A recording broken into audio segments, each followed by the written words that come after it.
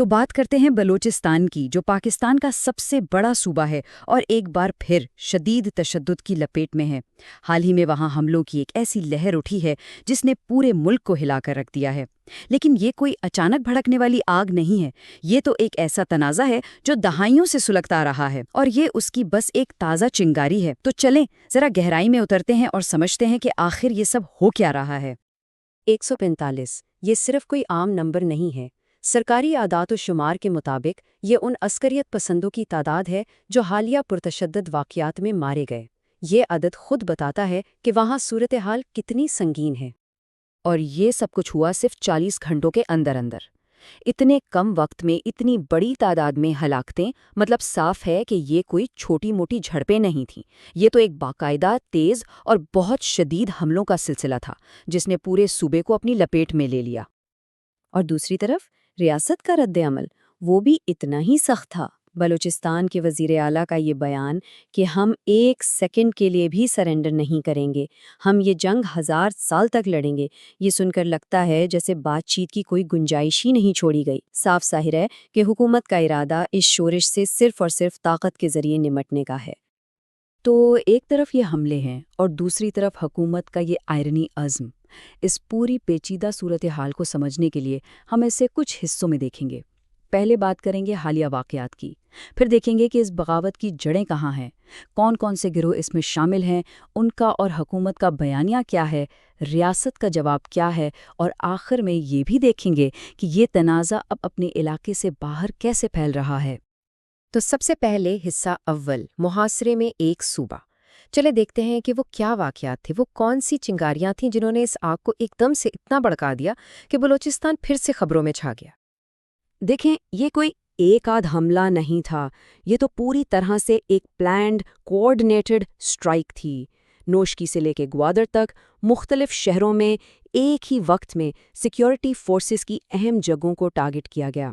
इससे एक बात तो बिल्कुल साफ हो जाती है कि ये बागी गिरोह अब पहले से कई ज़्यादा मुनज़्ज़म है और इनके पास वसाइल भी ज़्यादा हैं।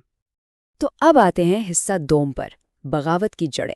देखिए, ये जो कुछ आज हो रहा है ना, ये अचानक नहीं हुआ।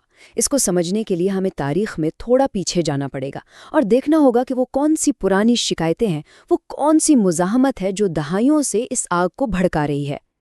ये कहानी शुरू होती है पाकिस्तान बनने के साथ ही। कहा जा सकता है कि बलूचिस्तान की शोरिश की तारीख इतनी ही पुरानी है जितना खुद पाकिस्तान। पहली बगावत तो 1948 में कलात के इल्हाक के फौरन बाद ही शुरू हो गई थी। फिर 70 की दहाई में एक बड़ा मरहला आया जब सूबाई हुकूमत को बरतरफ किया गया, और फिर सन 2000 के बाद से जो मौजूदा फेस चल रहा है उसका मरकज़ वसाइल, सियासी हुकूक और ख़ास तौर पर सीपैक हैं। तो ये एक ऐसा तनाज़ा है जो एक नस्ल से दूसरी नस्ल को मुंतकिल हो रहा है। तो आखिर इस सारी लड़ाई की वजह क्या है? बुनियादी तौर पर 3 बड़ी शिकायतें हैं। एक, माशी, यानी ये एहसास कि सूबे के कुदरती वसाइल से मकामी लोगों को कोई फ़ायदा नहीं हो रहा। दूसरा, सियासी, यानी ज़्यादा खुद मुख्तारी का मुतालबा। और तीसरा, इंसानी हकूक़ का मसला, जिसमें सबसे बड़ा इल्ज़ाम जबरी गुमशुदगियों का है। यही वो 3 बुनियादी बातें हैं जिनकी वजह से ये शोरिश आज भी जिंदा है। अब आते हैं तीसरे हिस्से पर, शोरिश का बिखरा हुआ महाज। जब हम बलोच बागी की इस्तिलाह सुनते हैं तो जहन में शायद एक ही ग्रोह का तस्वर आता है, लेकिन हकीकत में ऐसा नहीं है। ये कोई एक मुत्तहिदा महाज नहीं, बल्कि कई मुख्तलिफ ग्रोहों का एक जाल है जिनके अपने अपने नज़रियात, अपनी अपनी हिकमत अमली और अपने अपने अहदाफ हैं। यहाँ हम 3 सबसे बड़े और फाल ग्रोहों पर नज़र डालते हैं। एक है बलोच लिबरेशन आर्मी का जनाद धड़ा यानी BLAJ, जो बड़े पैमाने पर खुदकुश हमलों के लिए जाना जाता है। फिर है बलोच लिबरेशन फ्रंट यानी BLF, जो गुरिल्ला जंग पर ज़्यादा इन्हिसार करती है। और तीसरा है BLA का असलम अचू धड़ा, जो आज़ादाना तौर पर काम करता है। दिलचस्प ये है कि ये सब तमाम गिरोह सीपैक और चीनी मफादात को अपना हदफ बनाते हैं, लेकिन इन सब के काम करने का तरीका अलग है। اور ان گروہوں کو مزید خطرناک بناتا ہے ان کا اتحاد۔ براس یعنی بلوچ راجی آجوئی سنگر 2018 میں بننے والا یہ اتحاد BLA اور BLF جیسی بڑی تنظیموں کو ایک پلیٹ فارم پر اکٹھا کرتا ہے، اور اسی اتحاد کی وجہ سے یہ پہلے سے کہیں زیادہ بڑے، مربوط اور تباہ کن حملے کرنے کے قابل ہوئے ہیں۔ یہ سلائیڈ بہت واضح طور پر دکھاتی ہے کہ ان باغیوں کی جنگی حکمت عملی وقت کے ساتھ کیسے بدلی ہے۔ روایتی ہٹ اینڈ رن یعنی مارو اور بھاگو والی گوریلا جنگ سے شروع ہو کر اب یہ خودکش حملوں اور یہاں تک کہ شہروں پر عارضی قبضے کی کوششوں تک پہنچ چکے ہیں۔ یہ ان کی بڑھتی ہوئی عسکری صلاحیت اور عزائم کا منہ بولتا ثبوت ہے۔ چوتھا حصہ، شکایات اور جیو پالیٹکس۔ دیکھیے، میدان میں جو جنگ لڑی جا رہی ہے اس کے ساتھ ساتھ ایک اور جنگ بھی جاری ہے، اور وہ ہے بیانیوں کی جنگ، یعنی نیریٹیوز کی جنگ۔ چلیں دیکھتے ہیں کہ اس تنازع کے بارے میں دو بالکل الگ الگ کہانیاں کون سنا رہا ہے۔ ایک طرف حکومت کا بیانیہ ہے جو کہتا ہے کہ یہ سب بھارت کی سرپرستی میں ہونے والی دہشت گردی ہے جس کا مقصد پاکستان کو غیر مستحکم کرنا ہے، اور دوسری طرف باغیوں کا بیانیہ ہے جو اسے اپنے وسائل اور حقوق کے لیے ایک قومی جدوجہد قرار دیتے ہیں۔ یہ دو کہانیاں ایک دوسرے کی بالکل ضد ہیں، اور کون سی کہانی سچ مانی جاتی ہے یہی اس تنازع کے مستقبل کا تعین کرے گی۔ اور حکومت کا یہ بیانیہ صرف باتوں تک ہی محدود نہیں ہے، یہ سرکاری دستاویزات ہیں جن میں تمام محکموں کو باقاعدہ ہدایت دی گئی ہے کہ وہ بلوچ عسکریت پسند تنظیموں کے لیے فتنۃ الہند کا لفظ استعمال کریں، جس کا مطلب ہے ہندوستان کا پیدا کردہ فتنہ۔ یہ اس بات کا ٹھوس ثبوت ہے کہ ریاست سرکاری سطح پر اس تنازع کا سارا الزام بھارت پر ڈال رہی ہے۔ اور یہ اعداد و شمار دکھاتے ہیں کہ یہ تشدد صرف بیانات کی حد تک نہیں ہے۔ ذرا اس چارٹ پر نظر ڈالیں جو تینوں بڑے گروہوں کے حملوں میں ایک ڈرامائی اضافہ دکھا رہا ہے۔ خاص طور پر BLA کے حملوں کی تعداد تو کئی گنا بڑھ گئی ہے۔ یہ اضافہ چین پاکستان اقتصادی راہداری یعنی CPEC کے منصوبوں پر کام تیز ہونے کے ساتھ ساتھ ہوا ہے، جسے یہ باغی گروہ اپنے وسائل کا استحصال سمجھتے ہیں۔ پانچواں حصہ، ریاست کی جوابی جنگ۔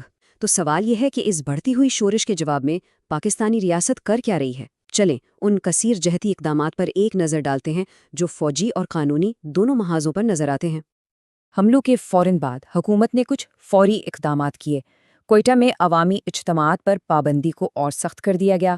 پورے صوبے میں 1 مہینے کے لیے ہر قسم کے دھرنوں اور جلوسوں پر پابندی لگا دی گئی، اور ساتھ ہی وزیر دفاع نے موپنگ اپ آپریشنز یعنی صفائی کے آپریشنز کا بھی اعلان کر دیا۔